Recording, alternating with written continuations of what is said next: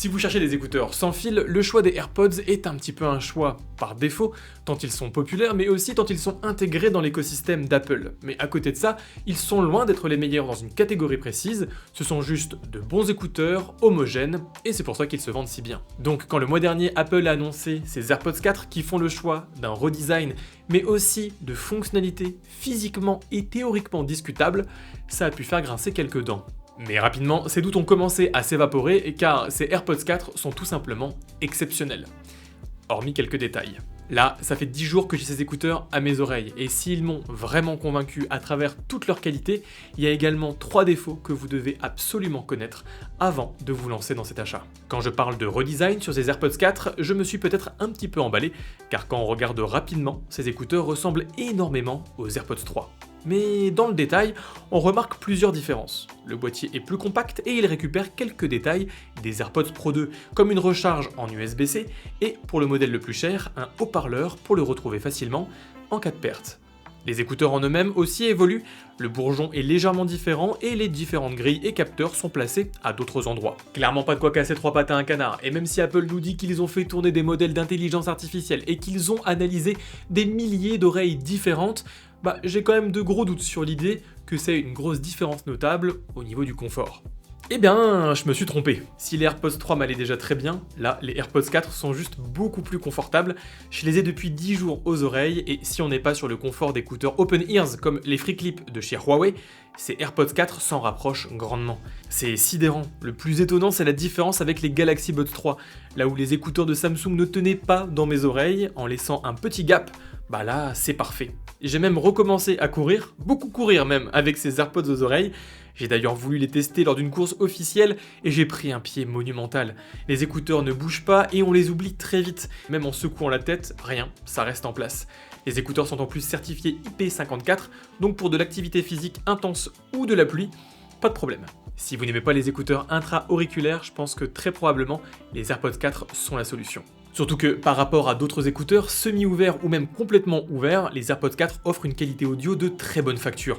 Le son est dynamique, bien spatialisé et toutes les fréquences sont respectées. C'est toujours aussi impressionnant d'avoir autant de basses sur des écouteurs de ce type, mais Apple y est parvenu. Pourtant, les codecs sont toujours aussi pauvres, AAC et SBC seulement.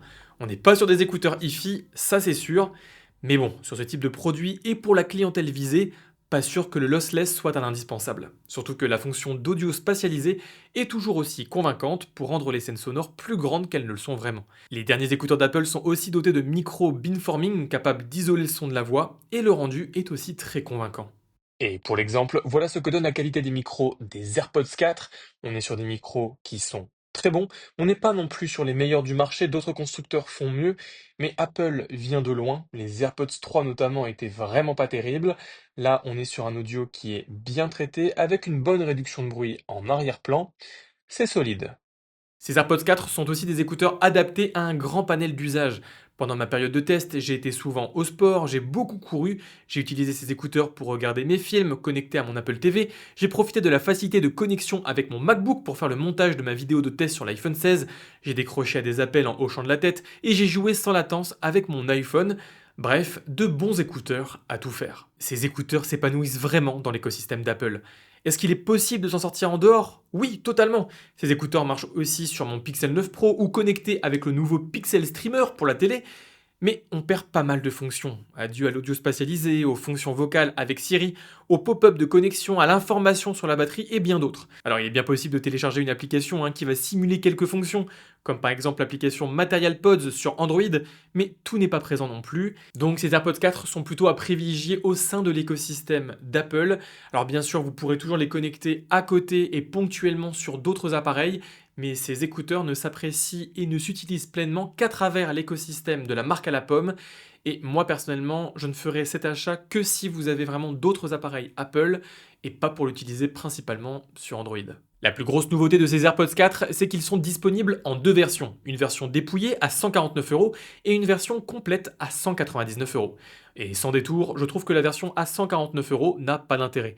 Vous perdez la recharge sans fil, le haut-parleur sur le boîtier et surtout, la réduction de bruit et le mode transparence. Oui, Apple a décidé sur son modèle non intra-auriculaire d'introduire de la réduction de bruit en utilisant des micros extérieurs et intérieurs, ainsi qu'un ensemble d'algorithmes. C'est un pari risqué, de nombreux autres fabricants se sont cassés les dents en essayant ça, mais dans le même temps, on sent que c'est une démarche à la mode. On a eu JBL avec ses Live Flex, on a eu Samsung avec ses Galaxy Buds 3, et désormais, on a Apple avec ses AirPods 4. Et je vais pas tourner autour du pot, ici Apple propose la meilleure intégration d'une réduction de bruit sur des écouteurs semi-ouverts, c'est bluffant. Sans être au niveau des AirPods Pro, c'est évident, les AirPods 4 procurent une atténuation massive du bruit environnant. Dans la rue, la totalité du bruit de fond de la ville est supprimée, les bruits des véhicules largement réduits. Cette réduction de bruit fonctionne moins bien sur des bruits aigus, mais dans des environnements complexes comme à la salle de sport, l'intégration de cette réduction de bruit me permet d'écouter ma musique confortablement avec un volume à environ 40-50% contre 80%, voire même plus avec les AirPods 3. Cette réduction de bruit est bien plus performante que sur des Galaxy Buds 3 de Samsung et je peux vous affirmer qu'elle est loin d'être ridicule même face à des écouteurs intra-auriculaires. Kevin de la chaîne iBordelais a d'ailleurs fait des mesures et ça va parfaitement dans ce sens.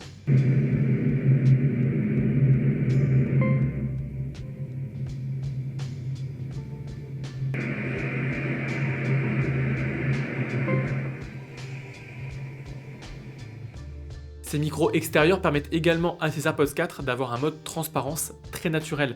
Déjà de base, avec un design semi-ouvert, on n'a pas une grande filtration du son environnant, et là les micros viennent nous redonner juste le son nécessaire, le son qui est bloqué par la présence de l'écouteur dans l'oreille. Donc on a une présence qui est très naturelle, c'est vraiment agréable d'avoir ce mode transparence toujours activé à l'oreille, et ça m'arrive moi de juste garder ces écouteurs et de les laisser en mode transparence parce que le port de ces écouteurs justement devient transparent. Et d'ailleurs Apple a aussi bien fait les choses d'un point de vue logiciel puisque dès que l'on se met à parler, les écouteurs entendent le son de notre voix et viennent arrêter la réduction de bruit pour activer le mode transparence et viennent faire baisser le volume de la musique. Ça dure que quelques secondes, tout est très progressif, très lisse et c'est super agréable d'avoir ce genre de fonctionnalité. On n'est donc pas obligé de retirer ses écouteurs ou d'avoir à manipuler ses écouteurs, tout est fait automatiquement. D'ailleurs, petit tips, si on peut très bien utiliser les branches des écouteurs qui sont paramétrables pour différents types d'actions, moi je préfère utiliser la voix avec Siri pour activer notamment le mode transparence ou réduction de bruit. Ça va très vite, ça prend 2 secondes et c'est super pratique. Malheureusement, et comme je vous l'ai dit, ces AirPods 4 ne sont pas parfaits et c'est sur le point de la réduction de bruit que j'ai commencé à m'apercevoir de ses défauts. Si en extérieur, chez moi ou encore au sport, j'ai trouvé que cette réduction de bruit était très convaincante, dans d'autres scénarios, elle s'est révélée être très compliquée. Et oui, j'ai bien dit compliquée, pas mauvaise. Mais dans les transports, en général, les AirPods 4 perdent les pieds. Dès que le mouvement induit des changements de pression d'air et des à-coups, c'est le cas en voiture ou en bus par exemple, où le mouvement des vitres et de l'habitacle fait bouger l'air, les AirPods 4 produisent une forme de bourdonnement ultra désagréable. Ce bourdonnement force à désactiver la réduction de bruit et donc on se retrouve à devoir augmenter le son pour tenter tant bien que mal de combler les bruits ambiants et ça c'est vraiment dommage. Ce problème n'est pas isolé et d'autres utilisateurs ont fait la remarque sur Reddit et c'est pour ça que je me permets de vous le mentionner. Si vous achetez des AirPods 4 principalement à utiliser dans les transports en commun pour atténuer le bruit, je pense vraiment pas que ce soit une bonne affaire. Dans la même veine, si je vous ai dit que ces écouteurs me vont parfaitement, et c'est le cas, ils me vont même mieux que les AirPods 3, ils me vont surtout beaucoup mieux que les Galaxy Buds 3 de chez Samsung, il faut bien garder en tête qu'on a tous des types d'oreilles différents, et donc que si ça me va parfaitement à moi, peut-être que vous, ça sera pas le cas.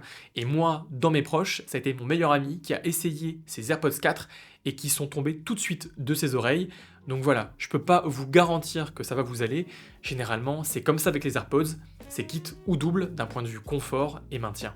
Et enfin, dernier défaut, probablement celui qui m'embête le plus, l'autonomie. Les AirPods 4 sont tellement confortables, tellement agréables, avec un si bon son, que j'ai envie de les garder longtemps aux oreilles. Mais malheureusement, ils ne sont capables de fonctionner qu'environ 4h30, en dehors de leur boîtier. Et ça s'explique notamment par le fait qu'ils sont toujours en activité, soit en mode transparence, soit en réduction de bruit dans mon cas.